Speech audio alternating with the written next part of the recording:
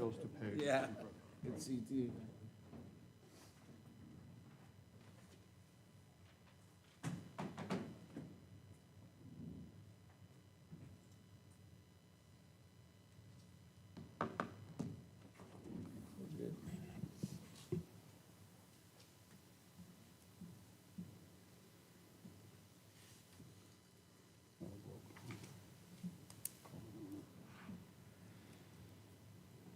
Okay, ready to call the meeting to order for the Porterville Area Development Authority Board for Friday, November 15th, 2024 at 3:09.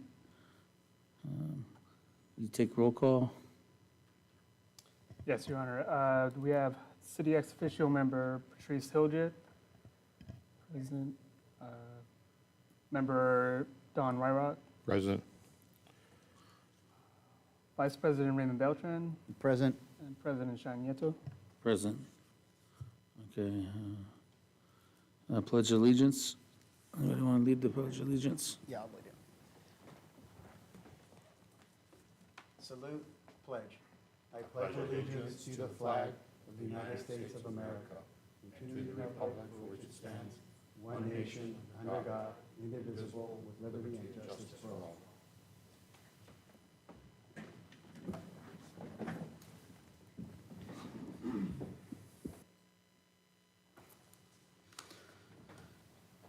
Oral communications, this opportunity to address the Porterville Area Development Authority on any matter of interest, whether on the agenda or not, unless additional time is authorized by the council. All commentary shall be limited to 3 minutes. Does anybody have anything to say? Good? Okay. Schedule matters, approval of draft minutes for June 21st, 2024. I'll move to approve the draft minutes of June 21, 2024. I'll second.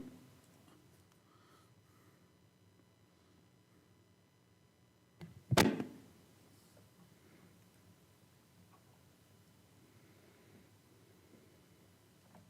I got a motion from Don Wyrack and second by Mr. Beltran to approve the draft minutes for June 21st, 2024. All in favor? Aye. Aye. Any opposed? Any abstentions?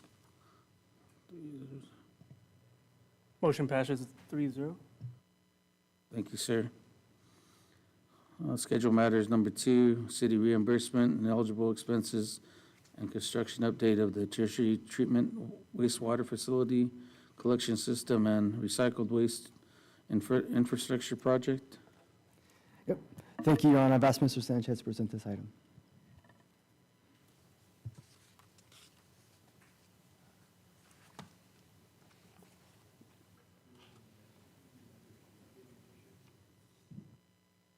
Just to provide an update on the status of the tertiary plant, we're in operation.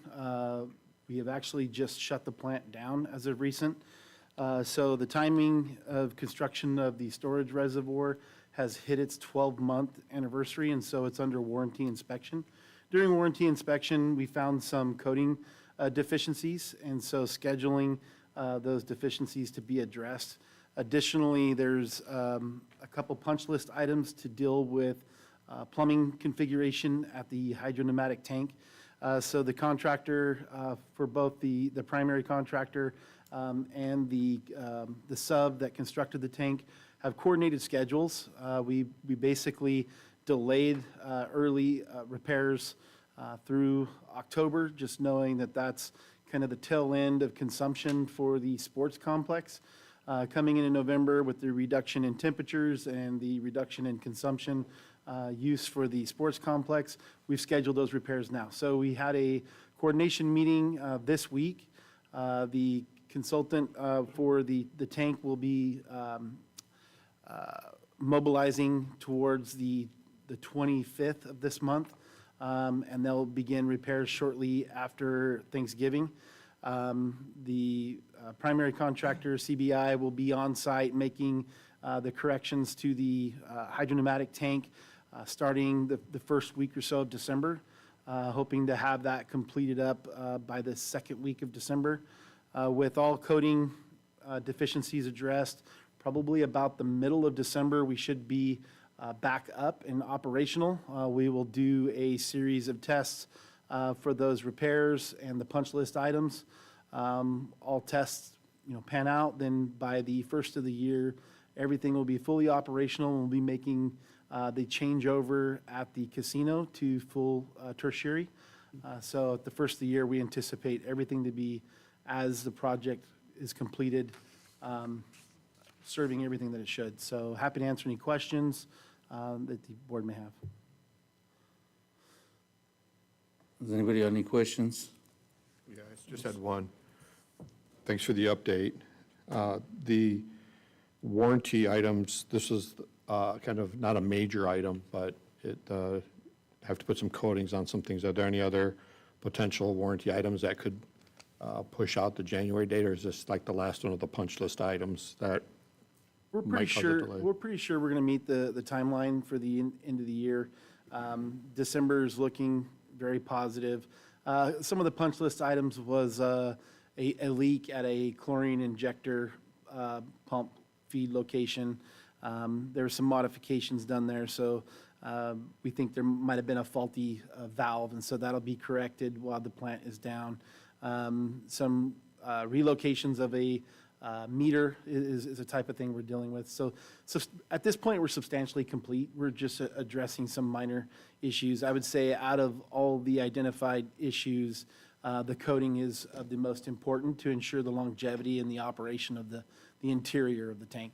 Sounds good. And I just had one other quick question. We may not know, but once the work is, once we've transferred over in January to where we're using the new water in the casino, if a warranty issue comes up and we have to turn it off and switch it back, and let's say during that period of time of the warranty, 2 or 3 times, is that on the contractor or is that on the tribe, to cover those costs? That should be all covered under the warranty, correct? So it'll depend specific on the item, right? So there's wear and tear issues that you would encounter. If it is a warranty item, we'll address it that way. In the construction phase, we basically put in the redundancies to make sure the interruptions could be mitigated. So unlike anything else, the sports complex is not significantly impacted unless, we're in July with the 110-degree temperatures. That would impact the green open spaces. The redundancy built in at the service to the casino location with the swivel L, that is something that the city will be able to manage.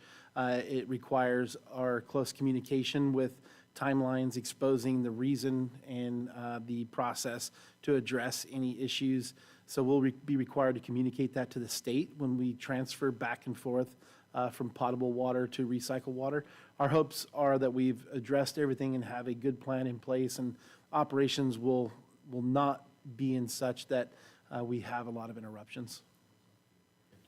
Thank you, Mr. President. Yes. Any more questions or concerns? No, thank you for the report. Moving on to more schedule. Oh, we got to vote on it? Vote to Okay. approve the Does anybody got any, reimbursement of the $94,000. yeah, any motions? I'll make a motion to approve the reimbursement, a total of $94,213.79. I'll second that. Okay, got a motion by Raymond Beltran, second by Don Wyrack to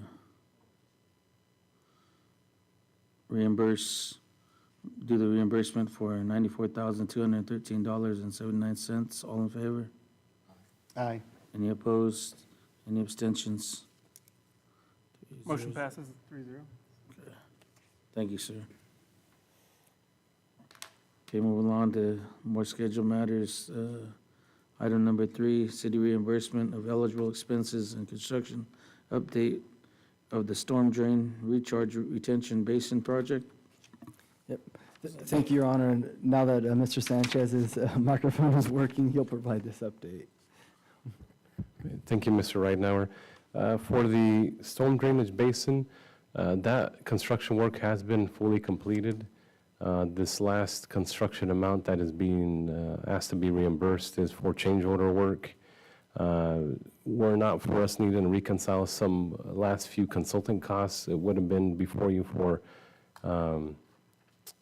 approval of the project, and we could close it out. So that will be forthcoming on the next meeting that we schedule for the basin, and that way we can bill the last consultant costs and then start the 35-day timeline to then release retention, which is a little bit over $700,000, and then that contract will be fully closed out. Again, all work has been completed and constructed per city standards.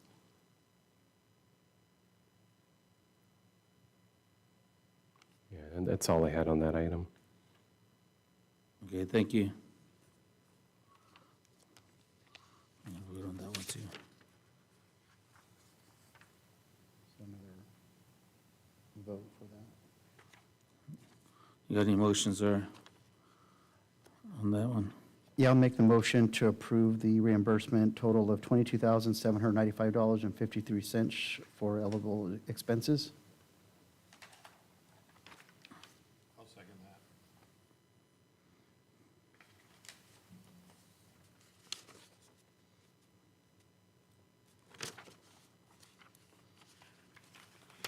So a motion from Raymond Beltran, second by Don Mara, to approve the $795.53. All in favor? Aye. Any opposed? Any abstentions? 300. Motion passes 3-0.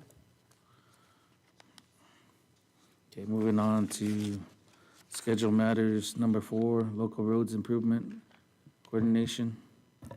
Thank you, Your Honor. Mr. Sanchez will provide an update on the coordination of local roads improvement. All right, thank you again, Mr. Reitnauer. As far as local road improvements in the area, we did see that the overlay required of the tribe to be completed from just south of Highway 190 to, it was approximately a quarter mile south, or I'm sorry, half a mile south, which is in the jurisdiction of the county as a condition of their project. It was overlaid and completed to the satisfaction of the county. So that, as most of you already seen, is provided a nice roadway there. That's a lot cleaner to drive through and all.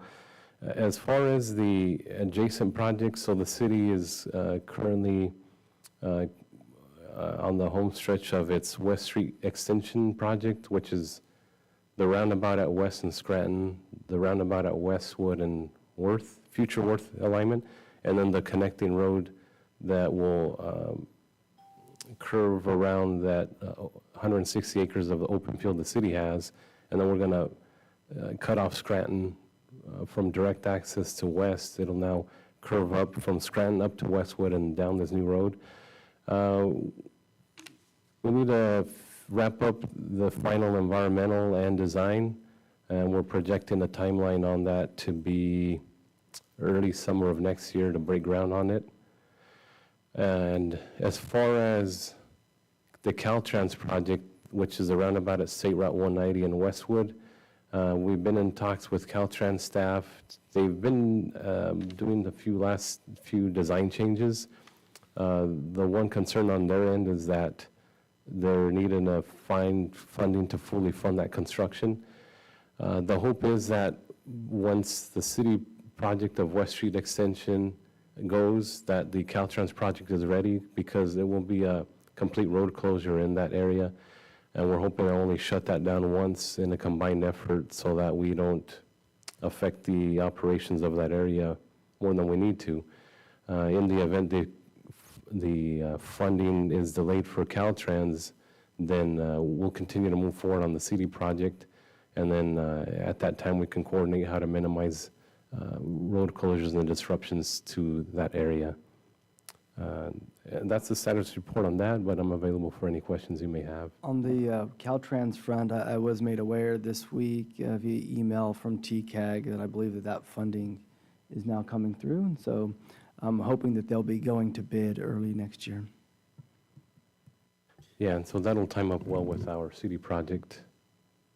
Yeah, I believe when Caltrans gave a report, I think they were aiming for December, but that looks like it might just be pushed a couple of months, maybe further out. Yeah, they had a hiccup with funding sources, not going to inhibit it, just created a delay in that for several projects around State Route 190. And so this was one of those projects. But I was happy to receive that email this week that looks like that funding came to fruition.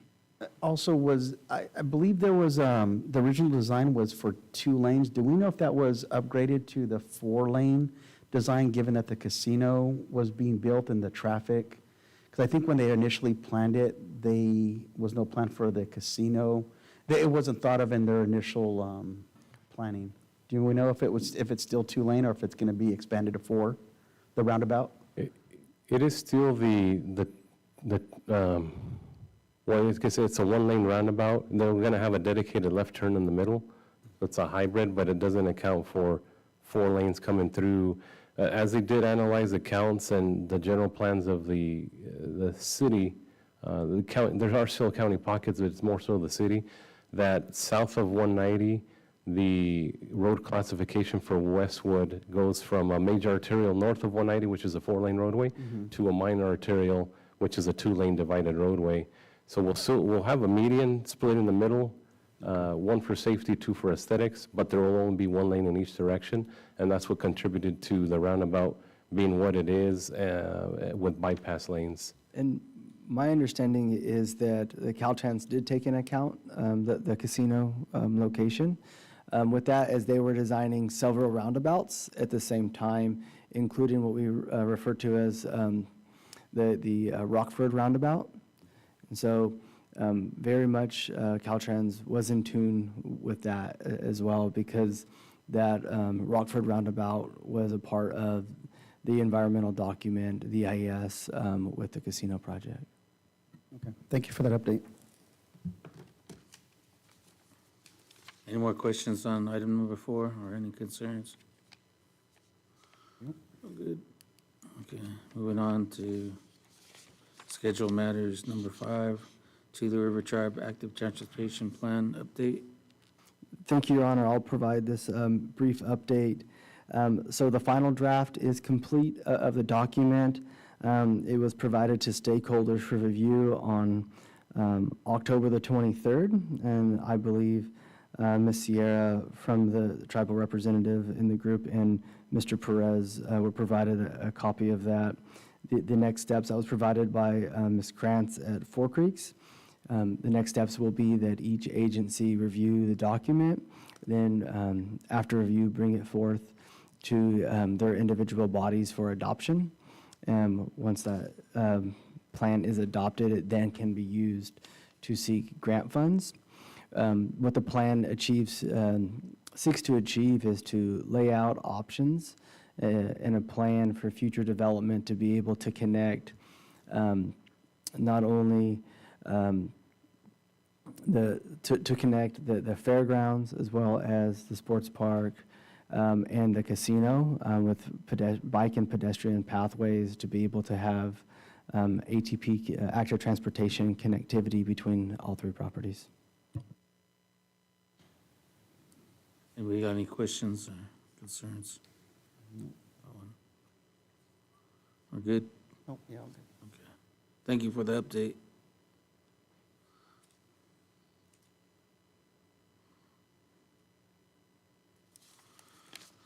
Moving on to oral communications, this opportunity to address the Porterville Area Development Authority on any matter scheduled for closed session unless additional time is authorized.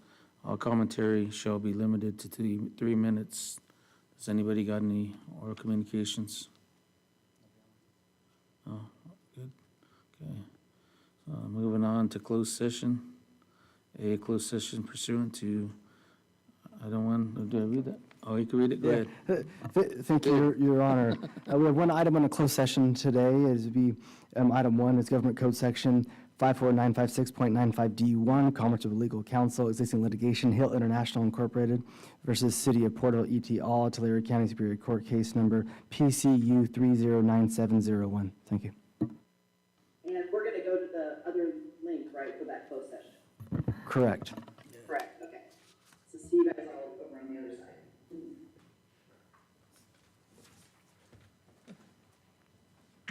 How about your pen? I'm used to those government sections. I wasn't gonna make you do that.